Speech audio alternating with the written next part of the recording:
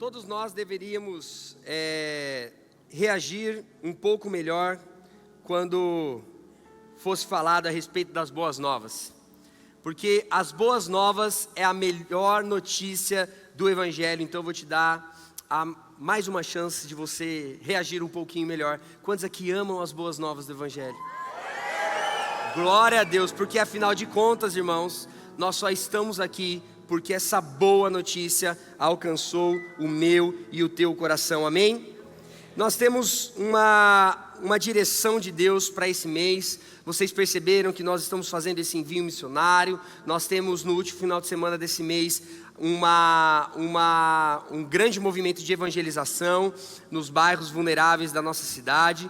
E nós queremos encerrar esse mês, e eu não sei se nós encerraremos essa série, mas nós iremos encerrar esse mês com um culto evangelístico festivo, no último domingo desse mês. Então eu queria que você começasse a aquecer o seu coração. Nós acabamos de sair de um grande movimento a respeito da oração, e agora nós vamos nos apropriar de todos os princípios que foram falados a respeito de oração, para clamar por salvação, amém? Quantos aqui querem ver pessoas se rendendo a Jesus?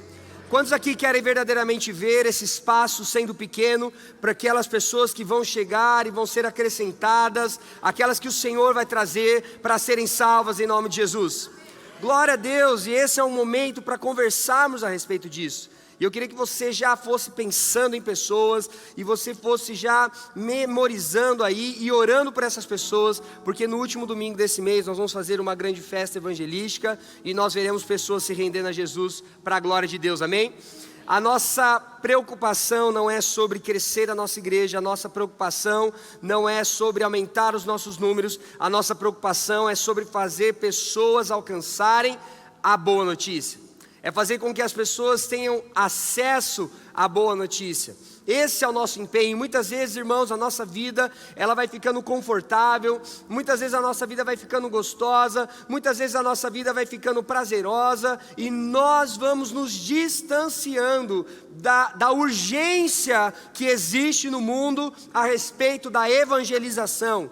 Às vezes a gente olha ao nosso redor e às vezes as nossas perspectivas são: as pessoas já estão evangelizadas, as pessoas já conhecem o amor de Deus, as pessoas já são de alguma igreja, já são de alguma religião. Nós não podemos parar, nós não podemos sossegar enquanto Ele não veio nos buscar, enquanto Ele não veio ao nosso encontro. Nós temos que trabalhar e nós temos que desenvolver o evangelismo, amém?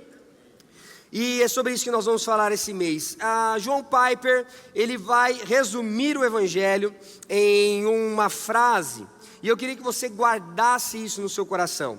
O Evangelho são as boas novas de Jesus Cristo. O justo morreu pelos nossos pecados, ressuscitou, triunfando eternamente sobre todos os seus inimigos, de forma que agora não há condenação para aqueles que creem, mas somente alegria eterna. Isso é o Evangelho, e se isso não for para fazer você aplaudir de pé, igreja, eu não sei o que vai fazer você se movimentar nessa noite, porque essa é a mensagem, essa é a boa notícia, amém? Cristo venceu a morte, nos livrou da condenação e nos colocou em um caminho de vida, e vida é abundante. E antes de adentrarmos e aprofundarmos a respeito dessa boa notícia, dessas boas novas, eu gostaria que você guardasse algo muito simples no seu coração. E o que eu gostaria que você guardasse é: você nunca diminuirá a necessidade do Evangelho. Guarde isso no seu coração. Não pense que o Evangelho é só uma forma de você alcançar a sua salvação. Não pense que o Evangelho é uma forma de você se salvar, é uma forma de você fortalecer áreas da sua vida, fortalecer a sua espiritualidade. E quando isso tiver acontecido, você simplesmente larga e parte para outro assunto, parte para outra coisa, porque eu fui salvo, já alcancei o Evangelho, está tudo certo. Não! Nós nunca perderemos a necessidade do Evangelho, porque o Evangelho, ele cumpre um papel de transformação e de santificação nas nossas vidas diariamente. Então não importa se você tem 100, 50, 30, 20 anos de igreja, se você tem conhecimento bíblico, se você tem profundidade, se você tem relacionamento com Deus, se você tem intimidade, não importa. Isso não diminui a tua necessidade pelo Evangelho, pela boa notícia e pelas boas novas. Por isso nós devemos permitir que essa boa notícia pregue, repregue, afirme e reafirme no nosso coração as suas verdades, a sua mensagem, de modo que nós possamos crescer numa santificação e nos aproximar cada vez mais de Deus e do nosso propósito. Talvez você está aqui, você se considera cristão, você se considera um bom cristão, mas você corre sérios riscos de ainda não ter recebido o Evangelho, e eu creio que o Espírito de Deus nessa noite pode te alcançar e pode tocar a sua vida e pode te transformar completamente, porque nunca diminuirá a necessidade do Evangelho pregar as suas peças em nós, pregar as suas marcas em nós, pregar a sua mensagem a cada um de nós, amém? Quantos creem nisso? Quantos recebem isso no coração em nome de Jesus? Glória a Deus. A primeira coisa que eu gostaria que vocês entendessem então a respeito do Evangelho, é que o Evangelho, ela é uma boa notícia. O Evangelho não é um bom conselho. O Evangelho é o anúncio de uma boa nova, é o anúncio de uma boa notícia, e essa boa notícia é a respeito de como Deus nos salvou. O Evangelho não é um bom conselho sobre o que eu devo fazer para agradar a Deus, o que eu devo fazer para merecer o amor de Deus, o que eu devo fazer para Deus olhar para mim, para Deus me abençoar, para Deus ser atraído às minhas necessidades. Não, o Evangelho não é um bom conselho para você agradar a Deus, mas o Evangelho é uma boa notícia sobre o que Ele já fez para você e sobre como você pode viver a partir dessa verdade. Muitas vezes nós damos bons conselhos, muitas vezes nós damos conselhos até cristãos, e muitas vezes nós anunciamos algumas verdades uns aos outros, mas isso não quer dizer que nós estamos pregando o Evangelho. Por isso nós precisamos receber o Evangelho completo nas nossas vidas. Nós precisamos desfrutar da mensagem completa do Evangelho e deixar de encarar isso como um bom conselho. Quantas vezes nós encontramos pessoas com problemas externos, quantas vezes nós encontramos pessoas com situações perceptíveis nas suas vidas a respeito da queda e do pecado. Geralmente nós olhamos para aqueles que enfrentam a situação com as drogas, e a gente olha para essas pessoas e a gente fala assim: olha, as drogas matam, olha, o vício na bebida destrói a sua vida, é pecado, isso não é coisa de Deus, Deus não tem compromisso com o pecado, Deus odeia o pecado, Deus condena o pecado, você precisa largar isso, Deus não aceita esse seu pecado, os drogados não são aceitos por Deus. E quantas vezes nós já pregamos o Evangelho assim? Quantas vezes, irmãos? Isso é uma boa notícia? Chegar para uma pessoa que está dependente química, chegar para uma pessoa que enfrenta problemas emocionais, chegar para uma pessoa que enfrenta situações, às vezes na sexualidade, às vezes situações com pornografia, às vezes com questões de perversidade, às vezes com questões no caráter, e você chega para a pessoa e fala: Deus não aceita nada disso que você faz. Tudo isso é abominável aos olhos de Deus. E a gente fala: preguei o Evangelho hoje, preguei as boas novas hoje, dei a boa notícia. Que boa notícia? Que o pecado condena, que o pecado destrói, que o pecado acusa, que o pecado aflige. Isso aí não é boa notícia não, meu irmão. Isso é a pior desgraça que você pode falar para alguém. Isso aí não muda absolutamente nada. O que muda verdadeiramente?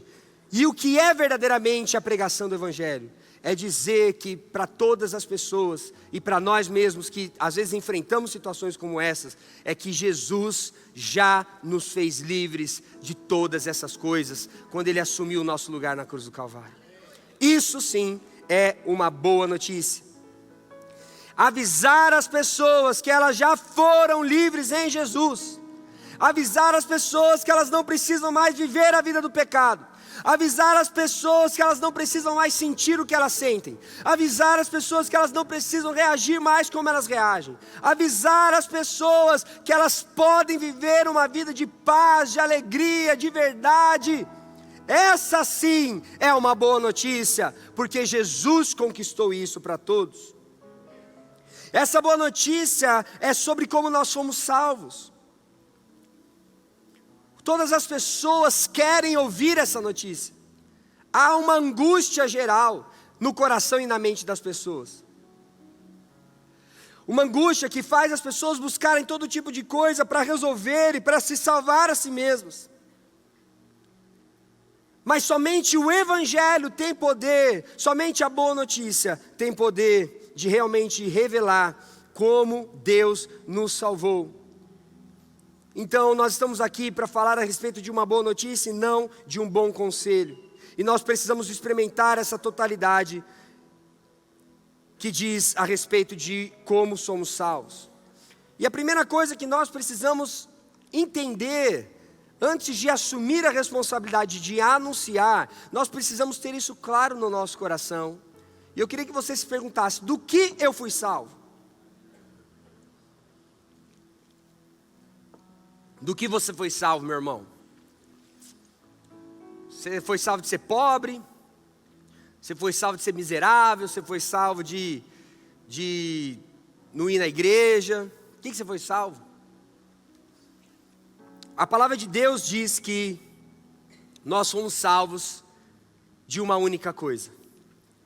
Quando nós abrimos a nossa Bíblia em 1 Tessalonicenses, no capítulo 1, versículo 10, diz o seguinte: e esperar dos céus o seu Filho, a quem ressuscitou dentre os mortos, Jesus, que nos livra da ira que há de vir. Sabe do que você foi salvo, meu irmão e minha irmã? Sabe o que o Evangelho vem anunciar como uma boa notícia para mim e para você, hoje e sempre? É que nós fomos salvos da ira de Deus. Diga: eu fui salvo da ira de Deus. E o Evangelho é essa boa notícia. Nós estávamos condenados, sim. Nós estávamos apartados da glória de Deus, sim. Nós estávamos destituídos de Deus e da presença de Deus, sim. Mas a boa notícia do Evangelho, as boas novas, é que Deus nos salvou. É a notícia de que há uma salvação para a nossa história, e não a notícia de que há uma condenação. Nós não estamos aqui para dizer: olha, você vai para o inferno se você não aceitar Jesus. Isso não é evangelizar, irmãos. Isso não é uma boa notícia. Mesmo porque ninguém vai para o inferno. A gente sai do inferno e vai para o reino de Deus. E vai para o reino da luz. Ninguém vai para o inferno. Ou você está no inferno e permanece nele eternamente, ou você sai dele e é transportado para o reino de Deus por meio de Cristo Jesus. E a boa notícia não é dizer: ó, você está no inferno, e se você continuar, você vai ficar no inferno. A boa notícia é: você está no inferno, e por meio de Cristo você pode sair, e você pode viver e ser transportado para o reino do seu amor. Aí sim, isso é uma boa notícia, amém? Então nós precisamos receber essa boa notícia de modo que, a partir da sua mensagem, as coisas comecem a mudar de dentro para fora. E de modo que a graça nos conduza a uma vida de santificação contínua que agrade a Deus. Nós não estamos aqui para receber o Evangelho e essa boa notícia como um bom conselho, a fim de adestrar os nossos comportamentos. Não é sobre a gente remodular todos os nossos comportamentos. É uma transformação interior e verdadeira que precisa acontecer. Não é sobre mudanças exteriores, não é sobre comportamentos, não é sobre algo que eu faça para merecer ou para estar mais próximo disso, mas é sobre aceitar o que foi feito por mim e permitir que isso produza em mim mudança de vida. Essa é a notícia do Evangelho, que Deus nos salvou da sua ira em Cristo Jesus, e agora nós podemos viver uma vida pelo Espírito e não pela nossa força. Por isso nessa noite também, meus irmãos, eu quero te dizer que é possível você se libertar de viver uma vida que conquiste tudo, a qualquer custo, a qualquer preço, o merecimento da salvação. Porque o Evangelho não é uma recompensa seguida de obras. O Evangelho não é uma recompensa se você paga suas contas, se você paga boleto, se você perdoa as pessoas, se você age bem, não é uma recompensa. O Evangelho é um presente, e por causa desse presente que carrega vida e carrega poder de transformar-nos de dentro para fora, nós agimos em justiça, em amor, em bondade, em misericórdia, frutificando virtudes, revelando virtudes. É isso que o Evangelho causa nos nossos corações. Então a sua salvação, a nossa salvação é um presente, é o escândalo da graça, é uma dádiva, é um dom. Não há nada que você possa fazer para acrescentar a essa verdade. Essa boa notícia é de Deus para nós, é da palavra para nós, é do Espírito para nós. Todos os planos, tudo que foi feito, tudo que aparentemente foi perdido, Jesus resolveu na cruz. E essa é uma boa notícia que ninguém muda, ninguém altera, ninguém acrescenta, ninguém tira. Ela é e sempre será. Nós precisamos compreender então o que é o Evangelho. E nós precisamos entender que qual foi o resultado do pecado, e o que ele gerou no nosso meio, nas nossas vidas. Quando nós olhamos para o texto de Gênesis capítulo 3, versículo 7 ao 12, diz o seguinte: abriram-se então os olhos de ambos, e percebendo que estavam nus, coseram folhas de figueira e fizeram cinzas para si. Quando ouviram a voz do Senhor Deus, que andava no jardim pela viração do dia, esconderam-se da presença do Senhor Deus, o homem e sua mulher, por entre as árvores do jardim. E chamou o Senhor Deus o homem e lhe perguntou: aonde estás? Ele respondeu: ouvi a tua voz no jardim, e porque estava nu tive medo, e me escondi. Perguntou-lhes Deus: quem te fez saber que estavas nu? Comestes da árvore de que te ordenei que não comesses? Então disse o homem: a mulher que me deste por esposa, ela me deu da árvore e eu comi. Então a separação de Deus, meus irmãos, é a consumação da ira de Deus. A separação que o pecado causou na vida da humanidade, quando o casal desonra, desobedece e come daquele fruto do conhecimento, é a consumação da ira de Deus. E uma coisa interessante que nós precisamos olhar aqui é para o tamanho do amor de Deus, porque quando uma pessoa frustra a gente, é natural que nós sintamos às vezes raiva dessa pessoa, às vezes nós ficamos frustrados, às vezes a gente fica assim: nossa, sacanagem, você me traiu, você me abandonou, se um filho não te obedece, você quer punir esse filho. É natural, é a nossa natureza. E seria natural que Deus ficasse bravo com a gente, seria natural que Deus fizesse: olha, sai daqui, suma na minha frente, sai daqui, eu não confio em você. Seria natural que Deus agisse dessa forma. Mas sabe o que foi a ira com Deus? Sabe qual foi a ira de Deus? Sabe o que verdadeiramente causou impacto no coração de Deus, meus irmãos? Foi que agora existia algo estabelecido entre Ele e a sua obra-prima. E agora a sua santidade era incomunicável com a obra-prima que Ele fez, que foi o homem, que foi a mulher, aonde Ele projetou a sua imagem e a sua semelhança. A ira de Deus é sobre o fato de, por meio do pecado, estarmos separados dEle. Isso causou dor no coração de Deus. Isso fez com que Deus levantasse da cadeira e tivesse que estabelecer o seu juízo. Ou seja, em nenhum momento Deus desistiu de alcançar o coração do homem. Em nenhum momento Deus desistiu de resgatar a humanidade. Muito pelo contrário, Ele entregou o seu Filho para que esse Filho ocupasse o alvo da sua ira. e consumasse o perdão e a propiciação para todos os pecados na entrega do seu Filho Jesus. Porque o que causou impacto no coração de Deus era estar completamente separado, o homem estar completamente separado da sua gloriosa presença. E aí nós seguimos o texto e nós vemos que Jesus é a história, e nós vemos que Jesus é aquele que substitui o nosso lugar quando ele foi separado do Pai ao receber o pecado da humanidade. E a Bíblia diz ali em Gênesis que os seus olhos se abriram. O que quer dizer isso? Quer dizer que eles passaram a ver as coisas e eles passaram a ver o seu redor a partir de si mesmo, sob o que eles sentem, o que eles pensavam. Agora não era mais a respeito do que Deus trazia como ótica para eles.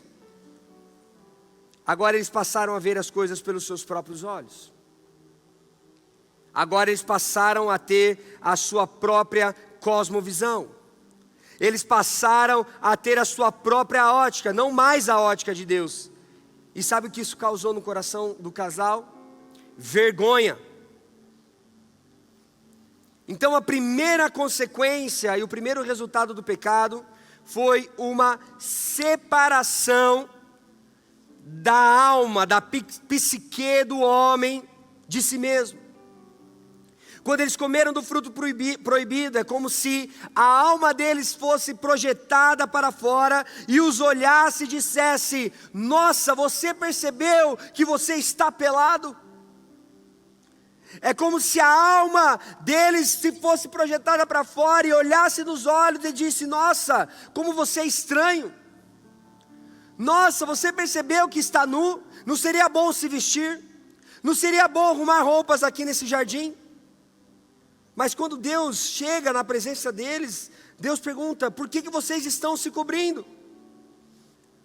E Adão responde: nós ouvimos a sua voz no jardim, Deus, e nós nos escondemos porque nós sentimos vergonha.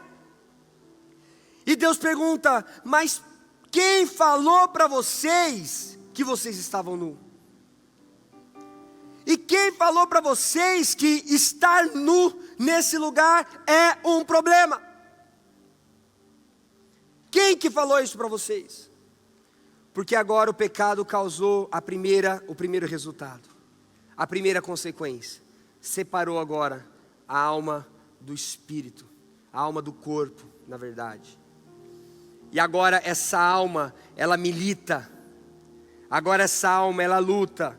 Agora essa alma traz a sua visão própria. Agora essa alma traz perspectivas próprias. E é a partir desse momento que eles deixam de ver e perceber o seu redor, e eles deixam principalmente de se perceber, de se ver na ótica de Deus. Então eles já não se viam mais como filhos, eles já não se viam mais como pertencentes ao amor, eles já não se viam mais como criaturas, como criação de Deus, eles não se viam mais como imagem e semelhança de Deus, porque agora a alma deles foi exposta ao conhecimento, e agora o que eles conseguiam ver é que eles estavam nus, e que por estarem nus, eles se envergonharam, eles precisaram colocar e vestir roupas. O Evangelho, a boa notícia, é exatamente o resgate dessa cosmovisão, desse olhar de Deus a respeito de si mesmo. A primeira separação que o pecado causou foi a separação psicológica de si mesmo, e ela resulta em vergonha. Quantos de nós aqui lidamos com a vergonha de nós mesmos todos os dias? A proposta não é que a gente ande sujo, sem banho e todos feios e descabelados, não é sobre isso. Mas nós precisamos reconhecer o porquê que nós nos arrumamos. Será que nós verdadeiramente gostamos de nos embelezar? Será que verdadeiramente nós teríamos tanta necessidade de vestir roupas e ornamentos e elementos na nossa vida para que a gente fosse aceito? Ou será que isso não se trata de uma vergonha? Muitas vezes nós temos vergonha, e temos porque nós não estamos nos vendo como o Pai nos vê. Então o Evangelho, ele resgata a minha cosmovisão. O Evangelho, ele não me permite ver mais, perceber mais a mim mesmo, a partir das minhas perspectivas, mas eu devolvo esse olhar, eu devolvo essa perspectiva, passando agora de novo pela referência de Deus, a olhar como Deus vê as coisas, e como Deus nos vê, irmãos, Ele nos vê como imagem e semelhança. Por isso que é tão difícil lidar com a nossa alma. Parece que agora a nossa alma, depois do pecado, ela ganhou vida própria, ela interpreta as coisas, e ela vive nos dizendo: olha, você não é capaz, olha, você não tem condições, olha, você não vai ser aceito, olha, as pessoas não vão gostar de você, toda hora a tua alma está te boicotando, toda hora a tua alma está te sabotando, toda hora a tua mente está impedindo você de prosperar. Por quê? Porque ela ainda não está redimida no Evangelho. Porque ela ainda não está restaurada no Evangelho, porque ela ainda não está reconciliada no Evangelho. E é exatamente isso que o Evangelho quer causar na sua vida. Para que você deixe de ter uma hiperpreocupação com a sua autoimagem, mas que você passe a ver como Deus te vê, para que você passe a viver como Deus espera que você viva. A segunda consequência foi ficar separado socialmente do próximo. Vocês percebem que Deus questiona o homem e diz: você comeu aquele fruto que eu ordenei que vocês não comessem?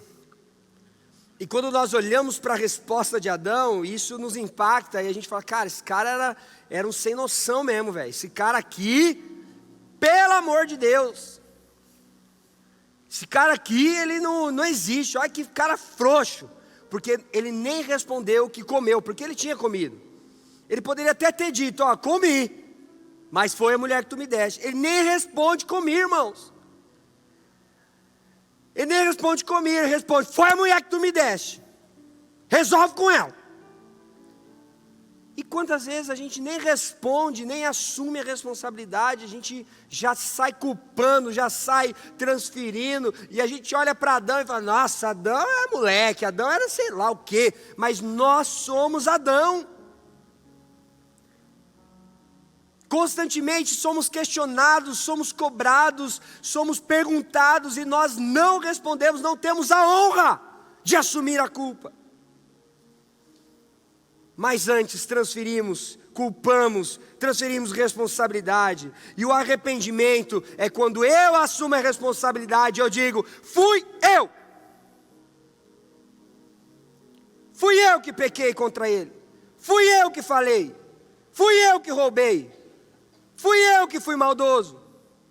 Fui eu me arrependo. Fui eu assumo, fui eu. Eu resisti ao teu amor, eu resisti à tua palavra, eu roubei, eu fiz o que não deveria ter feito, fui eu. Arrependimento é você dizer: fui eu, e agora o que eu posso fazer? Para que Cristo chegue próximo de você, para que Jesus chegue para você e diga: não precisa fazer nada, eu já fiz na cruz, eu fiz isso por amor a você. E muitas vezes nós achamos que a nossa conversa vai ser: fui eu, esperando que ele esteja com uma espada na mão, esperando que ele esteja com pedras. Fui eu, quem fez? Fui eu. Mas ele está de braços abertos. Ele está dizendo: eu sei que foi você. Reconheça nessa noite que foi você. Reconheça nessa noite que a culpa é sua. Mas reconheça também que ele assumiu o teu lugar. E ele te perdoou, e ele te purificou, e ele te santificou. E a vida que ele pagou lá na cruz não é para você continuar no pecado, não é para você continuar na perdição e na destruição, mas é para que você ruma agora para a santificação. Primeiro, separados psicologicamente de si mesmo. Segundo, separados do seu próximo socialmente. Agora eu começo a reparar o outro. Aquele casal começa a reparar o outro, não mais na ótica de Deus. Que aquele outro que era imagem e semelhança, aquele outro que era similar, aquele outro que projetava Deus, aquele outro que você via como Deus o via, ele não o vê mais. E você fala: você é estranho. Nossa, mulher, você é estranha. Não, você é estranho, meu Deus. cobre, eu não quero te ver assim. Porque nós também fomos separados uns dos outros, e aí agora a gente fica tentando interpretar os nossos irmãos. E a gente fica usando o Evangelho para pregar para os nossos irmãos, sendo que o Evangelho quer pregar para você. E a gente fica buscando entender, não, aquele irmão está querendo se achar, não, aquele irmão agora está com interesse. Eu quero te dizer uma coisa, meus irmãos, a igreja é o único ambiente que recebeu já a boa notícia, já tem a boa notícia, e essa boa notícia comunica que ela não vê mais as coisas fora da luz, da ótica de Deus. Você está proibido pelo Evangelho de se ver diferente de como Deus te vê, e você está proibido pelo Evangelho de ver o próximo como Deus o vê. Está fazendo sentido isso que eu estou falando aqui? Eu não estou ouvindo nem um amém, não um glória a Deus. Vocês estão pensando bastante, porque meu pai achava que vocês pensavam muito. Eu já tenho minhas dúvidas. Mas nós vamos assim, né, irmãos, construindo e se entendendo. Eu espero que vocês estejam pensando muito mesmo. E eu espero que o Espírito esteja pensando por você e te ajudando a pensar também. E a terceira e última consequência foi a separação física entre a humanidade e a criação. Jesus demonstra no seu ministério que a essência do seu chamado, a essência do nosso chamado e de todos aqueles que viriam após ele, era o ministério da reconciliação. Nós fomos chamados para conciliar as coisas e não conflitá-las. Muitas vezes nós colocamos as pessoas e Deus em conflito, achando que nós estamos evangelizando. A pessoa já tem um problema, já tem uma crise, a gente cria mais conflito, mais problema, dificulta ainda mais. Muitas vezes nós colocamos a nossa alma em conflito com Deus. O Evangelho é ministério de reconciliação. É a boa notícia que vem dizer que agora entre você e a ira de Deus tem Jesus Cristo, tem aquele que foi, que é e que sempre será o Cordeiro perfeito. Agora eu quero te dar um conselho para que você viva segundo esse Evangelho e segundo esse ministério da reconciliação. E esse conselho está em Colossenses capítulo 3, versículo 3, que diz assim: pois vocês morreram para esta vida, e agora a sua vida verdadeira está escondida com Cristo em Deus. O conselho que eu quero te dar nessa noite é: se esconda em Jesus, e não sai de trás dele. Não bata no peito dizendo que você dá conta. Não leve no peito as coisas, porque agora essa vida nós já morremos, e agora a verdadeira vida que nós vivemos, ela está escondida em Cristo. Se esconde em Jesus, porque Jesus se tornou o alvo da ira de Deus, para que você fosse salvo da ira de Deus. Quando nós olhamos para os problemas da nossa vida, quando nós olhamos para todas as situações adversas que nós enfrentamos, nós rapidamente analisamos que não são problemas causa, não são causas, não são problemas originais, de origem, são sintomas. A causa de todos esses problemas sintomáticos que a humanidade vive, crises incalculáveis, inacabáveis, dores, problemas, nomes de enfermidades, cada hora uma situação. Todos esses sintomas têm uma única causa: a nossa separação de Deus. Quando nós olhamos para a criação, hoje nós vemos desordem. Mas quando nós vimos na palavra de Deus a desordem na criação, nós vimos que Jesus também conciliava a criação. Ele acalmava ventos, ele acalmava tempestades, ele curava o corpo físico das pessoas, porque ele tinha o ministério da reconciliação. O nosso chamado sacerdotal é para reconciliar todas as coisas com Deus e não para conflitá-las. É para conciliarmos a política, é para conciliarmos as áreas de influência, é para conciliarmos as pessoas com Deus, é para conciliarmos as pessoas com Cristo, é para conciliarmos a nossa alma com Cristo, é para conciliarmos a nossa alma com o nosso corpo, é para conciliarmos nós com o próximo, é para conciliar todas as coisas. Por isso no plano de Deus está, isto é, em Efésios 1:10, fazer convergir em Cristo todas as coisas no céu e na terra. Esse é o plano, irmãos. O plano não é você ficar rico, o plano não é você não ter problema, o plano não é você conquistar bens nessa terra, perder sua família, não é esse o plano. O plano é convergir em Cristo todas as coisas no céu e na terra. E somente a boa notícia do Evangelho é capaz de gerar isso em nós. Jesus reconcilia todas as coisas, inclusive você.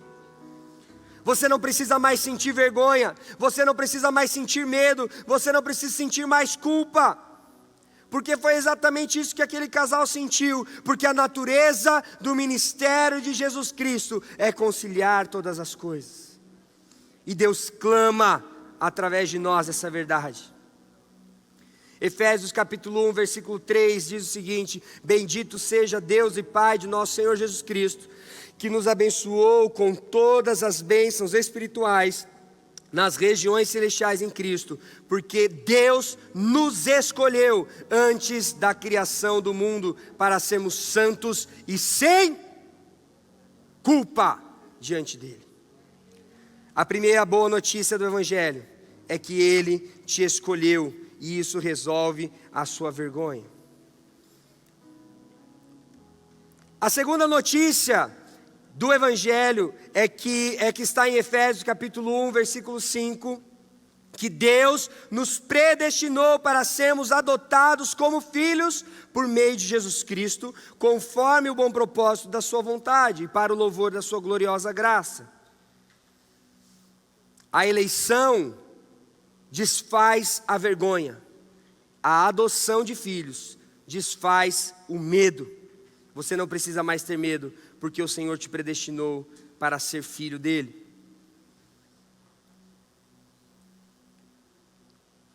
Ah, Jesus, nós te agradecemos, porque nessa noite o Senhor está destruindo as consequências do pecado. Efésios 1, versículo 7 diz: nele temos a redenção por meio do seu sangue, o perdão das transgressões, de acordo com a riqueza da sua graça. A redenção por meio do seu sangue. Perdão, perdão, perdão e redenção. Redenção dos nossos sentimentos, redenção da nossa alma, redenção da nossa personalidade, redenção de tudo em nós. E a redenção nos liberta da culpa. Guarde isso no seu coração. O fato de você ter sido escolhido por Deus desfaz a vergonha.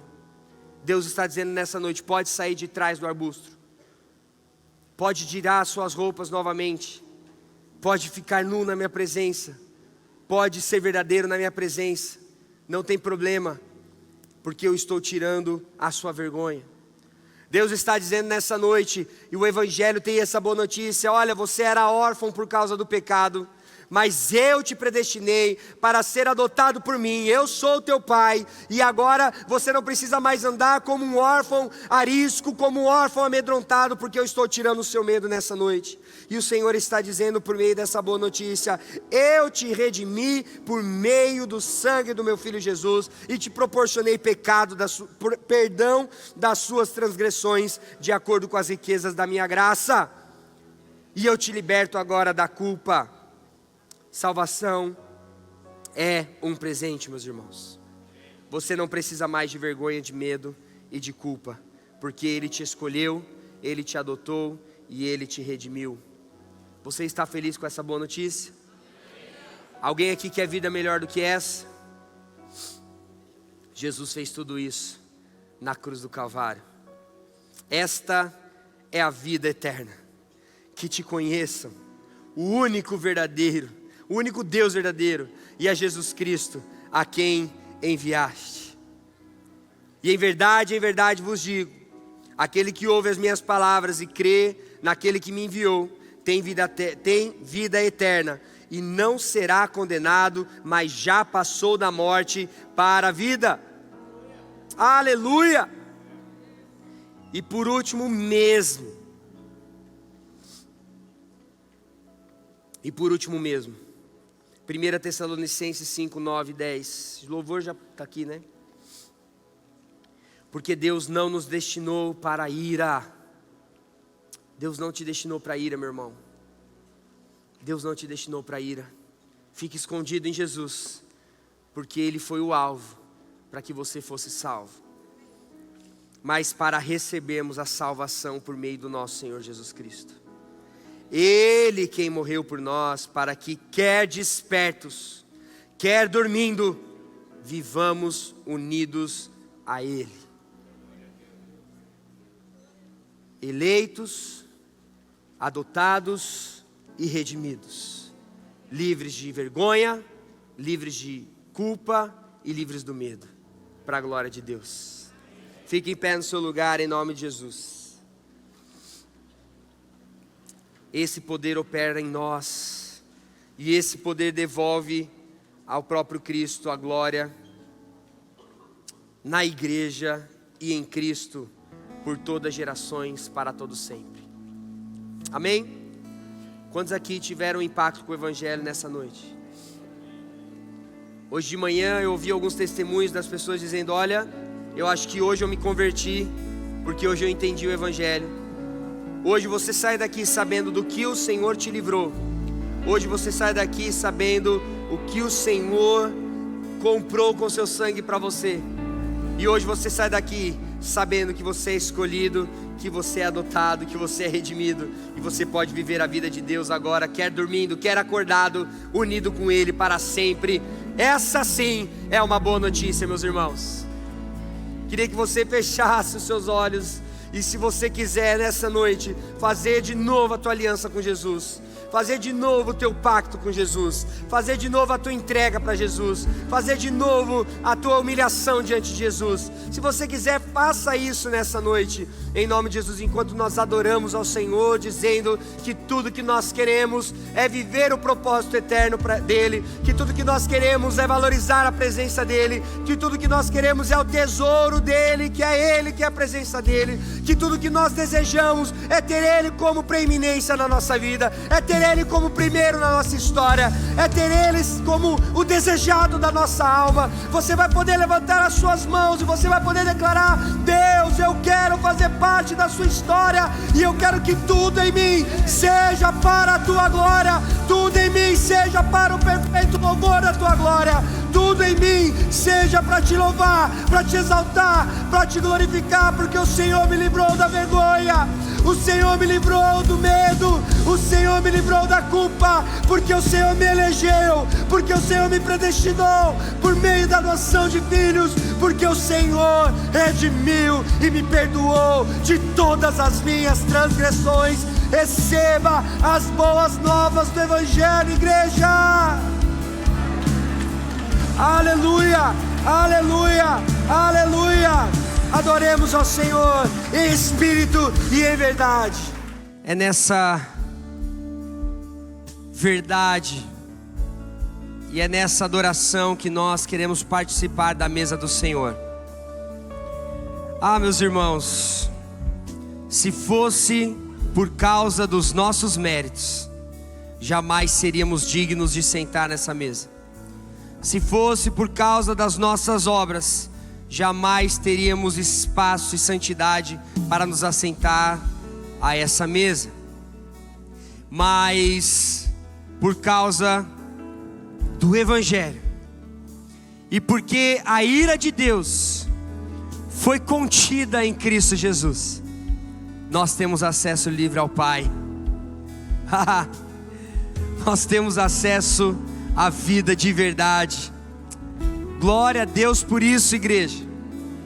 Glória a Deus por isso. Esse pão e esse cálice que nós comemos e que nós bebemos, irmãos, comunica uma coisa: antes sentíamos vergonha, medo e culpa, mas porque fomos escolhidos, mas porque fomos adotados como filhos, mas porque fomos redimidos, podemos participar da vida. Da mesma forma que morremos com Cristo, ressuscitamos com Ele e participaremos com Ele da sua glória. Amém? Então que você coma e que você beba, assumindo a vida de Cristo no seu coração, assumindo a vida de Jesus no seu coração, e que você coma recebendo combustível para ir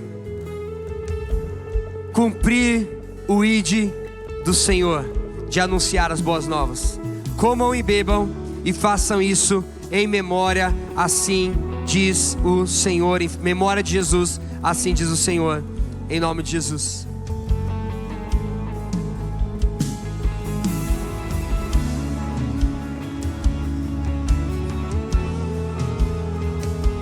Aleluia, aleluia. Quantos aqui podem celebrar a vida de Cristo? Glória a Deus. E nós vamos terminar esse culto com uma linda festa, porque nós estamos recebendo os nossos novos membros. Queria chamar aqui os presbíteros. Os presbíteros, querido, o dia que você for, você vem.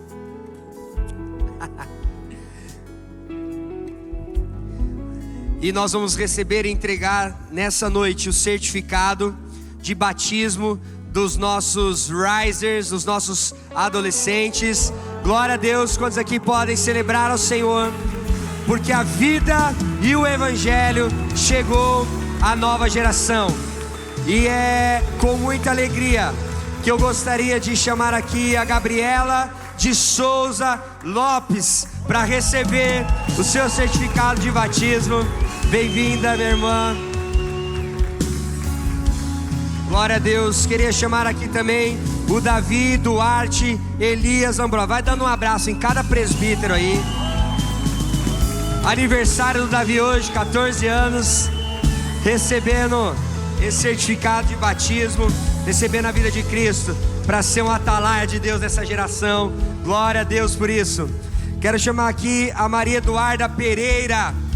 Vamos receber com a salva de palmas Maria Eduarda Pereira, para receber o seu certificado de batismo. Seja bem-vinda à família, comunidade do amor. Maria Júlia Lemos. Glória a Deus, Maju. Bem-vinda à família do amor. A Elisa Batista.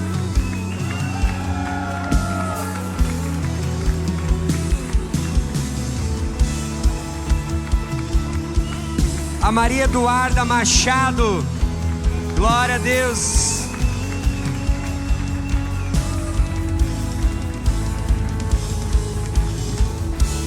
O Arthur Galvão Rodrigues.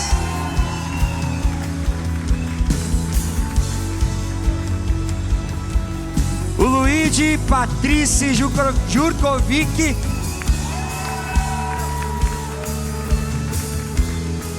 João Gabriel Muniz da Silva, nosso missionário. Glória a Deus.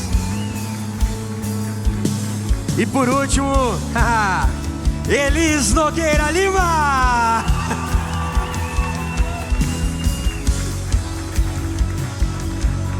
Aleluia. Estenda suas mãos para cá e abençoe essa geração que agora carrega a identidade de Cristo. Fica aqui mais no meio, meus bonitinhos. Vem para cá, dá um passinho aqui. Mais. Adolescente é engraçado, né? Assim, ó, é passos largos. Isso, olha que legal. Glória a Deus. Estende suas mãos para cá. Senhor, nós celebramos o Evangelho que chegou a esses jovens, ó Pai. Ah, Jesus, que privilégio que alegria, Senhor, poder certificá-los, ó Pai, de que o Evangelho chegou ao seu coração, certificá-los, Senhor, da sua profissão de fé, certificá-los de que agora o Deus dos pais deles se tornou o Deus deles, o Deus que vai guiá-los, o Deus que vai orientá-los, o Deus que vai fazer eles vitoriosos diante dos enfrentamentos, o Deus que vai fazer eles pais de muitos filhos, o Deus que vai gerar neles espírito de adoção, ó Pai, que a certificado, Senhor, que gera neles a responsabilidade de uma vida sem vergonha, de uma vida sem medo, de uma vida sem culpa, porque eles foram escolhidos, eles foram eleitos, eles foram chamados, eles foram, Senhor, redimidos, e eles foram, Senhor, adotados como filhos, que eles possam abraçar a nova geração e que eles possam receber em seus braços aqueles que vão ser acrescentados, ó Pai, na vida deles e na vida dessa comunidade, assim como eles foram recebidos por Ti, ó Pai. Nós celebramos o Teu nome, nós abençoamos para que eles sejam aqueles que vão confrontar a cultura e as áreas de influências e liderar, Senhor, liderar, ó Pai, as nações, liderar Araçatuba, liderar o mundo, liderar, Senhor, em justiça, em amor, trazendo o Seu reino, ó Pai. Assim nós declaramos sobre a vida deles hoje e sempre, em nome de Jesus. Amém, amém e amém. Glória a Deus. Aplauda o nome de Jesus. Aleluia. E que a graça maravilhosa do Senhor Jesus, que o amor de Deus o Pai e a comunhão do Espírito Santo, aquele que te escolheu, aquele que te adotou e aquele que te redimiu, siga em você, sobre você e através de você, e que você, dormindo ou acordado, viva unido a Cristo em Deus, hoje e para sempre. Anuncie as boas novas, uma semana de vitória, em nome de Jesus. Amém, amém e amém.